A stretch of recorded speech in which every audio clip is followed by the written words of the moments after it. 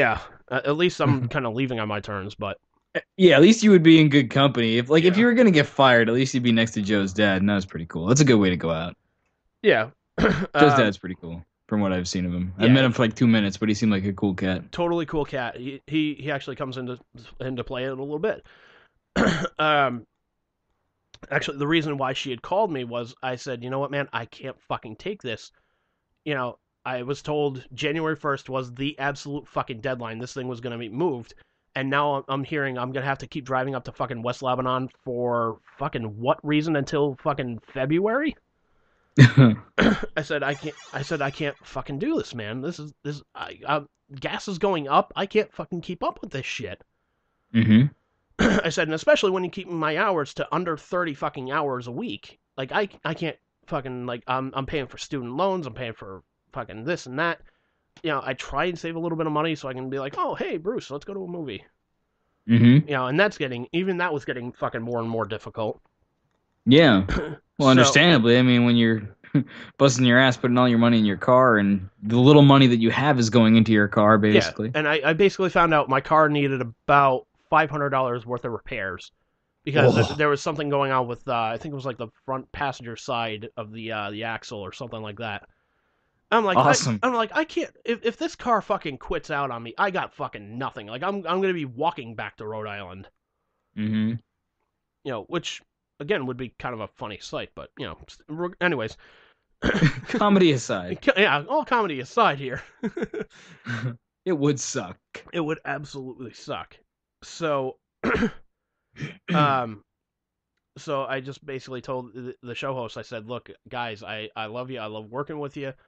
But I mean, if I gotta keep coming up here, I cannot fucking take this. I can't take the 2 hour drive. I can't take the fucking tolls anymore. Yeah, my car is in badly need of repairs that I can't fucking afford because I keep driving 4 hours a fucking day, coming here and going home.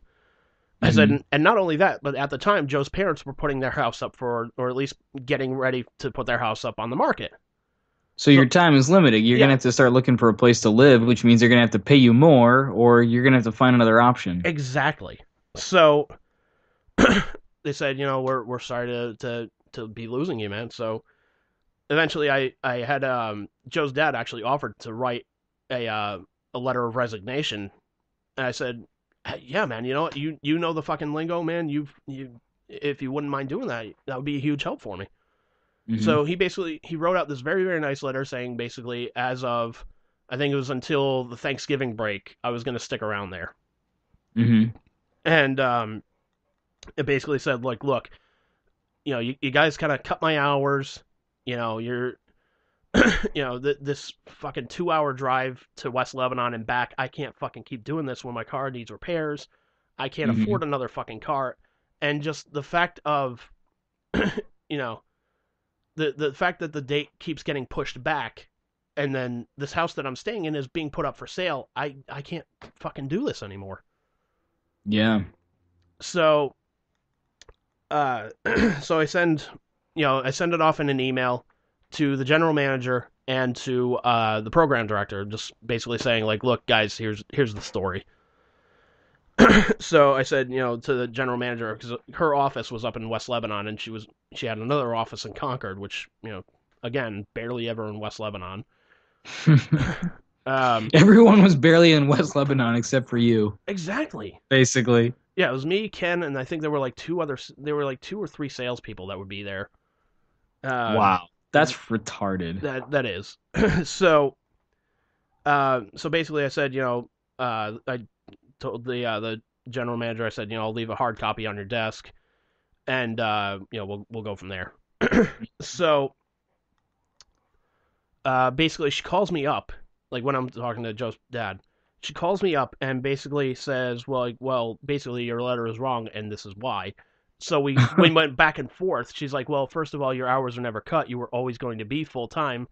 You know, I kind of wish I was in that meeting because I think you got the wrong impression that you were going to be full time when we moved the station. That's not true. You were never going to be full time. You would have opportunities for full time hours, but you would never be considered full time. And I'm just like, you got to be fucking kidding me.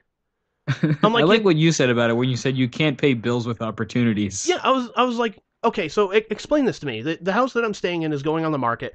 I essentially would have to look for a place to stay, right? She's like, yes. I said, what landlord in their right fucking mind would take me as a resident if I go up to him and say, hey, I can't always pay the rent, but I'll at least have opportunities to pay the rent. I'm like, you gotta be out of your fucking mind here. Seriously. So she's like, again, I kind of wish things had worked out for you. You know, from what I understand from Tracy and Paul, you're a solid worker there. They like working with you. I was like, I like working with them, but I can't do this. Like driving the 4 hours every day. I said, I'm spending like $80 in gas like every 2 fucking days, or like for 2 days worth of fucking driving here. I can't fucking do it. I was like, I can't fucking do it anymore. I can't keep up with this. And the fact that the date keeps getting pushed back. Like when I was told initially when the station gets moved to Concord, it's going to be like January 1st. That's when the owner wants it. Like that is like the cutoff day. He wants it done that day. And that fell apart so quickly. And it fell apart. And it not only did it fall apart, it fucking like melted right through their fucking hands. Yeah, I'd say a month out is definitely not exactly a drop dead deadline, is it? Yeah. A week, maybe. I was like, I'll get it if you're like a week, because, okay, maybe they got to shine the silver a little bit, make sure, spit shine it, whatever. Fine, gotcha. Yeah, a month? Yeah, even when it was like pushed back to like mid-January, I was just like, all right, a week or two, I'll give them the fucking benefit of the doubt. Yeah. Shit happens. I get you. I get you. No was problem. Full. Yeah. I don't know. Yeah, I get you. No fucking problem. I fucking get you. So she says, well, if you were allowed to go back to Nashua, would you stick with Tracy and Paul at least until they go on their Christmas break? That way we can start looking for somebody to at least come in and replace you. I said, you know what? Yeah, that's fine. Because I figure, you know what? Like Paul had actually sent me an email about him like emailing the higher ups and just basically saying like, look, he's a good kid. Can we just keep him in Nashua like this? The only reason he was down here was because he was training with us, but the only reason he was up in West Lebanon was because of a computer virus, which had nothing to do with him. Mm-hmm. So Paul was fighting for me, so I said, you know what, I at least owe Paul that. Was there really any reason beside the computer virus that you were up in West Lebanon? No. There was none. There was no reason for me to be up there.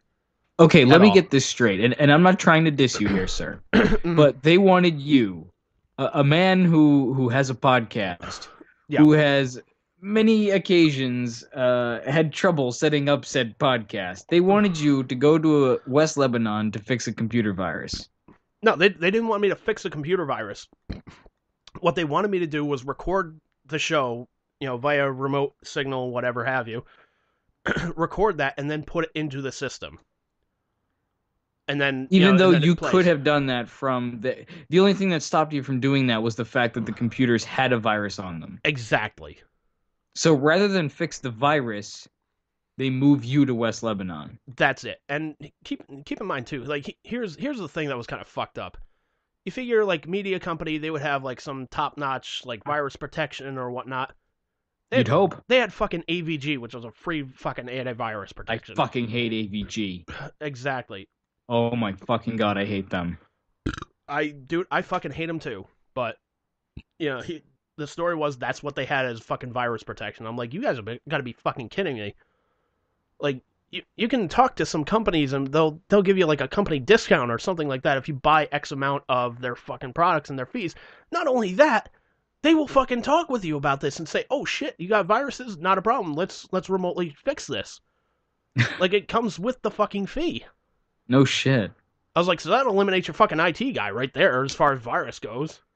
It seems to me that a lot of businesses these days don't realize that you have to spend money to make money. Exactly.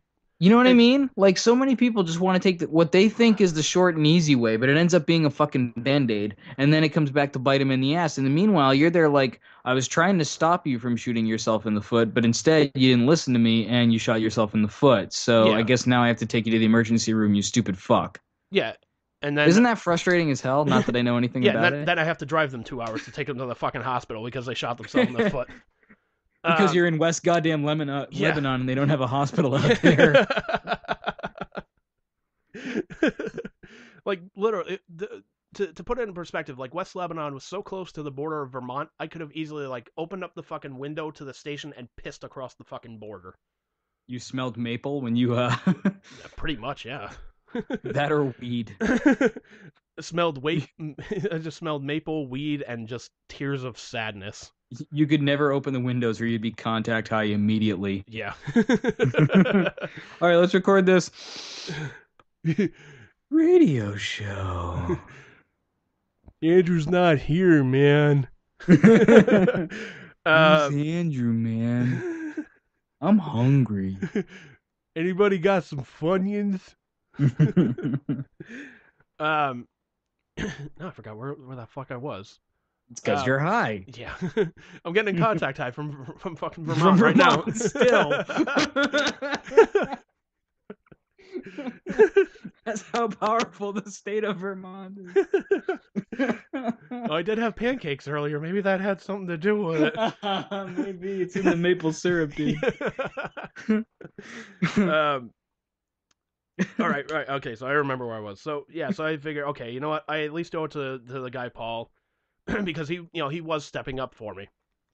So I said, all right, fine. I can go until they go on Christmas break, and then that'll be that.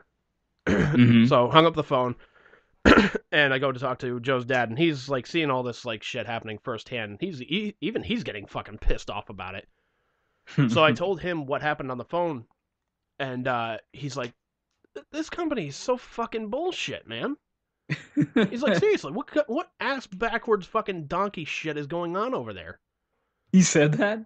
No, I'm paraphrasing. No. But No, okay. No, if you met Joe and Joe's parents, like you would understand where he got his polite attitude and whatnot. Uh-huh. But it kind of shocked me when Joe's dad would swear sometimes. He was like, I told him what was going on. He'd be like, "That is such fucking bullshit." So, so I said, "Yeah. So here's the deal. I told him, like, there's this one guy at the company that's been fighting for me, so I figure I at least owed it to him to stick around until they at least go on Christmas break." And he's like, "Okay, well, when is that?" I said, "December 19th. He says, "All right." So he kind of shakes his head. He's like, "I think you're making a mistake by sticking around there, but, you do what you got to do, Mm-hmm. So I said, "All right, yeah." So, keep that in mind. No. No. You don't have to keep that in mind at all. So